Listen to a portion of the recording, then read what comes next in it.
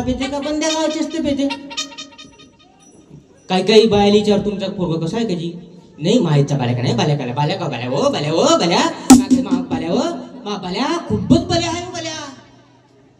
तो बाल्या चढते वरत बाल्यावर येते मग लाल्या मग तो म्हणते साल्या मग तो घेते हाती भल्या मारते मग मायले. जेव्हा मायले दणके बसते तेव्हा मग मायले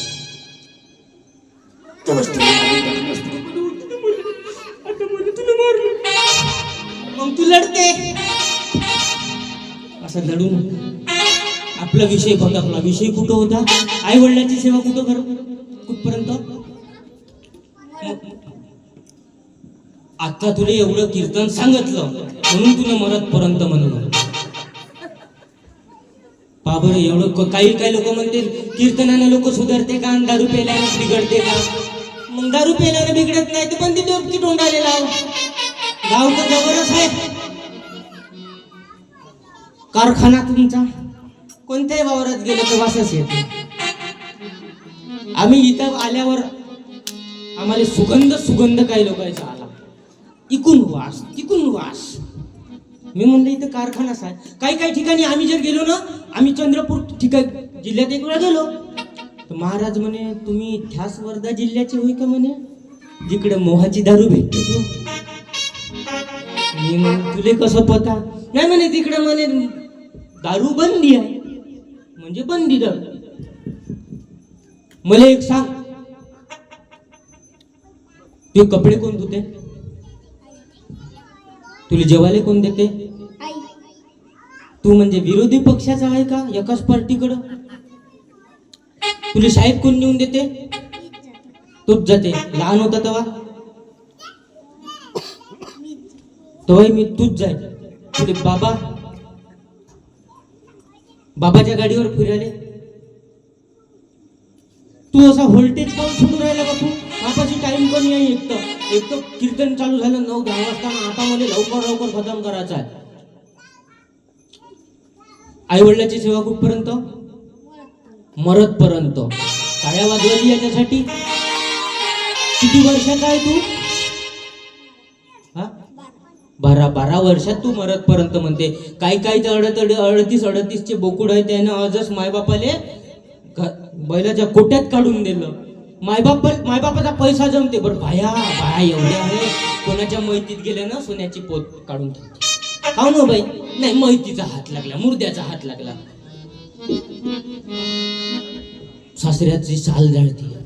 सासऱ्याची गादी झाडते. सासऱ्याचे कपडे झाडते. सासऱ्याचा सातबारा काऊन नाही चालत. बाया बांगड्या फोडते मैतीत गेल्या काऊन मुर्द्याचा हात लागला. तू सोन्याची पोत काऊन नाही फेकत. सब मतलबी आहे. मला एक सांग कार्यक्रम कायच्या निमित्तानं आहे. शिवजयंती. जयंती कोणाची होते का. नाही होत ना. नाही होत.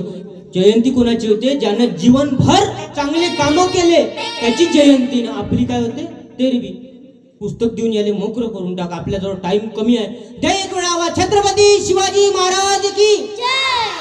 कीर्तन बंद करायचं का चालू द्यायचं. कीर्तन बंद करायचं का रे चालू द्यायचं. किती वाजेपर्यंत. रात्रभर. हो का. मग माझ्या सरण रचून ठेव. 4 त्याच्यासाठी ठेवलं मी आणि एक तुमच्यातला आकट पकडाले. पण आता त्याची गरज नाही. आता आकट पकडायची गरज नाही. कारण कोरोना झाला. काही बाया म्हणते मानवऱ्याचा मात लय जीव आहे. असं मरून पायथो. तू मरून पायथो दुसरी करते लवकर. काही जीव पिऊ नाही. कोरोना मध्ये काही जीव पिऊ नाही. तो तिकडेच मेला तिकडेच गेला तिकडेच लाकड नेले त्याचे. कोरोना मध्ये 14 दिवस जर असले तिकडं तर त्याला जर जेवायला द्यायचं असलं तर असा टाट फेकते. ते जेवढं दिलं तेवढंच खा. पुन्हा मागशील तर मध्ये कोरोना होईल. काही नाही. आणि आजच्या कीर्तनात तर लोक दिसून राहिले. ते थंडीनं काही फुल पोझिशन न आले. नाही ते लोक कमी राहते. काही काही माणसं अजूनही उभे आहेत. एक पोट्ट तसंच होतं चंद्रपूर जिल्ह्यात, त्याला म्हणलं कीर्तनात बसून जा बा. एवढं ते हटीले पोट्ट होतं का बसेच नाही. त्याला म्हणलं बसून जा, ते माझ्यावर आलं. महाराज म्हणे तुम्ही म्हणे बसून जा म्हणून राहिले म्हणे. माय दुखते कुठे आणि सक्ती कुठे तुम्हाला का सांगू म्हणे. म्हणलं झालं का तुले. कालच म्हणे माझ्या मुर्यादीचं ऑपरेशन झालं. मी म्हणे फक्त घरीच गरम पाण्यात बसतो, त्याच्याशिवाय कुठंच बसत नाही म्हणे. अशी काही कंडिशन असते. पण संत महापुरुषाचा विचार म्हणजे रिचार्ज मारणं आहे आपला. आता भलतं रिचार्ज मारू नका. आयडिया नाही, वोडाफोन नाही, टेलिनॉर तर गेला, जिओच्या तर दूर राहा. त्या जिओनं एवढा काव आणला का पोट्टे काव बेकार करून टाकलं पोट्ट्यानं जिओनं. कीर्तन झालं. दुसऱ्या दिवशी काल्याचं कीर्तन होतं चंद्रपूर जिल्ह्यात. हे आपल्या गावाचं नाव नाही सांगत तुम्हाला. दुसरी कीर्तन होतं, तिथंच मुक्काम झाला. त्या ज्या ठिकाणी मुक्काम होता त्या ठिकाणी जवळ एक पोट्ट झोपलं होतं. त्या पोट्ट्यानं झोपीत ब्लँकेटमध्ये मोबाईल काढला आणि फोन लावला. त्याच्या ॲटमला फोन लावला का कोणाला लावला काही माहित नाही. ते फोनवर म्हणे झोपले, झोपले, महागारीचे झोपायचेच आहे. मी म्हणलं का बे तू कोणासोबत बोलून राहिला फोन. झोपणले का म्हणलं तुले सकाळी काल्याचं कीर्तन आहे माया, लवकर काल्याचं तुला भाजीपाल्याला घेऊन जायचं आहे. महाराज म्हणे तुमचं कीर्तन झालं, आता हे महाकीर्तन सुरू झालं. महाकीर्तन सुरू झालं म्हणून चांगल्या विचाराला लागणार नाही. अरे बजरंग बलीचा विचार होता.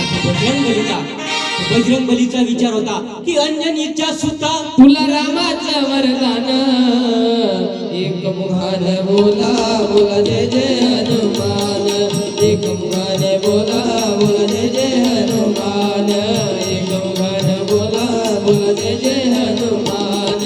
अंजनीच्या बाळा तुला रामाचं वरदान, अंजनीच्या सुता तुला रामाचं वरदान, एक मुखाने बोला बोला जय जय हनुमान, एक मुखाने बोला बोला जय जय हनुमान, एक मुखाने बोला बोला जय जय हनुमान. भारत माता की जय, बजरंगबली भगवान की जय. रावणाची सोन्याची लंका होती, सोन्याची लंका.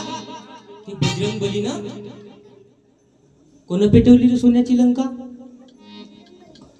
सोन्याची लंका रावणानं कोण पेटवली. रावणाची सोन्याची लंका कोण पेटवली सांगा बरं, सांगा ना. बजरंगबली ना. डबीची काडी घेऊन गेलता तो. बजरंगबली कसा पेटवल. अबे रावणानं बजरंगबलीच्या शेपटाले पट्ट्या गुंडाळल्या. पट्ट्या कोण गुंडाळल्या. रावणानं. त्याच्यावर घासलेट कोण टाकलं. रावणानं. डबीची काडी कोण लावली. रावणानं. त्याच्या शेपटीची अंगार झाली म्हणून त्याची पूर्ण लंका पेटून टाकली. आता महाजर बंगाली इथून मागून कोणी पेटवण नाही. मी बंद मंडप पेटून टाकला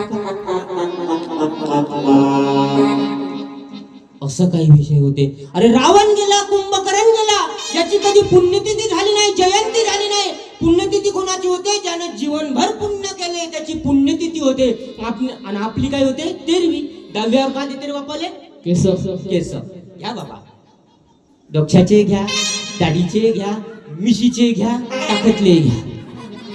घ्या केसच काऊन देते रे बापाले. काऊन देते केस. वापस येते लवकर येते. 15 दिवसात वापस जाऊन जातील कुठं केस. यानं जीवनभर पैसा कमावला, जीवनभर त्यानं पैसा कमावला, जीवनभर आपलं आयुष्य बंद पैशाच्या बाबतीत केलं. पण मेल्यावर नेलं काय तर केस. ज्यानं जीवनभर गाड्या घेतल्या, वावरं घेतले, पण नेल्यावर काय तर केस. हो एक संत वेगळाच आहे.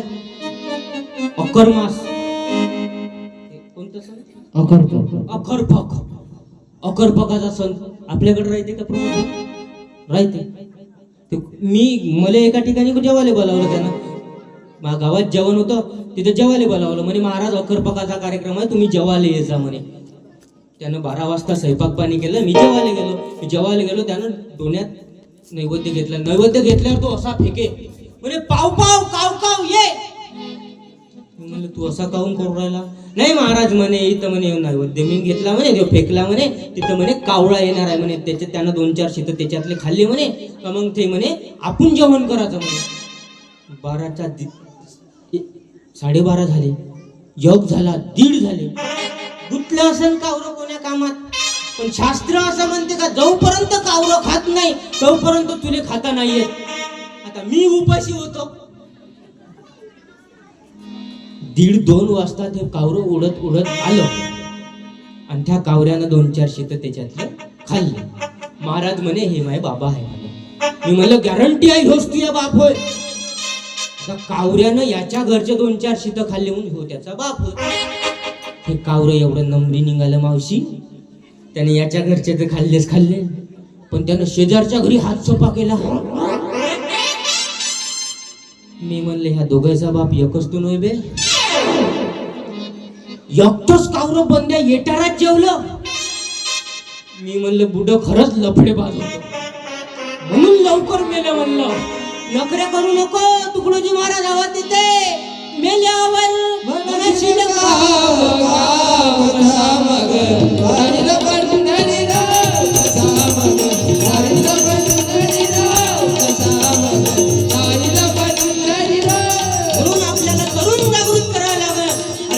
आपल्याला गावाची स्थिती जागृत करायची आहे तर तरुण जागृत केला पाहिजे. आणि आता तरुण जागृत होण्यासाठी आपल्याला काहीतरी केलं पाहिजे.